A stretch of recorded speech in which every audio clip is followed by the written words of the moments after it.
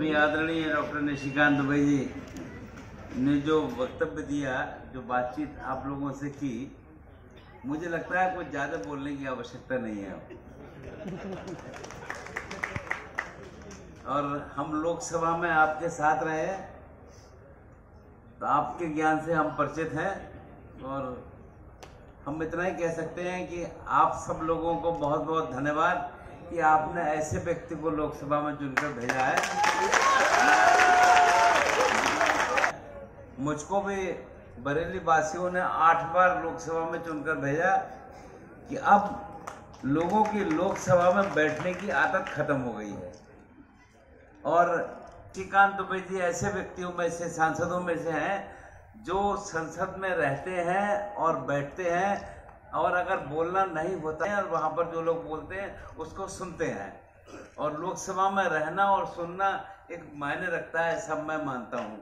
मुझे लगता है कि भाई पार्लियामेंट जिस काम के लिए बनी है, हमारी जिम्मेदारी क्या है, ये मैं इसलिए कह रहा हूँ कि लंबे समय लोकसभा में रहने के बाद हमने इस बात को ऑब्जर्व किया कि भाई ऐसे कौन है जो ज्यादा लोकसभा के अंदर रहकर सुनने का काम करते हैं। तो मैं आप सब लोगों को धन्यवाद दूंगा कि आपने ऐसे व्यक्ति को चुनकर भेजा है जो लोकसभा में रहकर आप सबकी बात भी रखते हैं और देश की समस्याओं की चिंता भी करते हैं।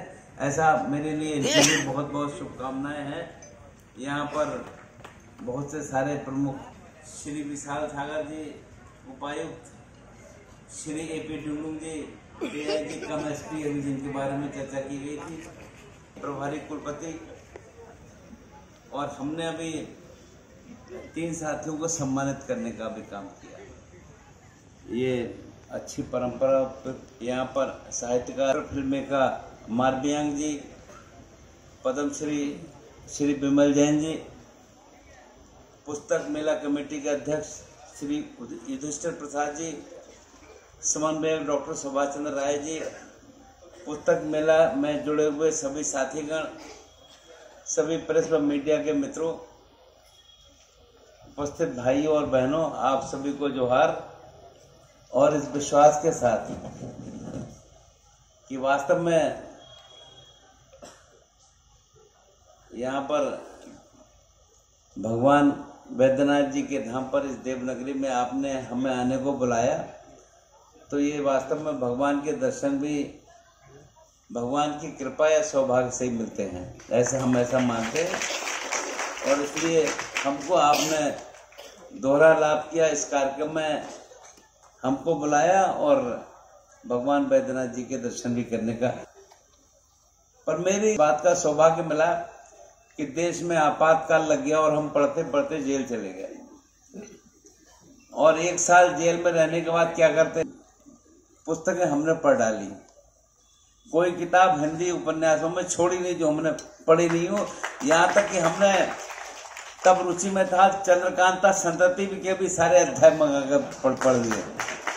कोई और बंकिम चंद्र ने छोड़ी नहीं, सब पढ़ ली। ये बात अलग है कि आपको याद नहीं है, इतने वर्ष हो गए, के बारे में अंदाजा लगा सकते हैं। पर वास्तव में एक जो चिंता हमारे सांसद जी कर रहे थे, बहुत सही चिंता है। और ये भी सही है, मैं कोई अपनी प्रशंसा में कहना नहीं चाहता हूँ। मैंने सामान्यतः सभी पुस्तकें खरीद कर ही पढ़ी और अपने पास रखी हैं।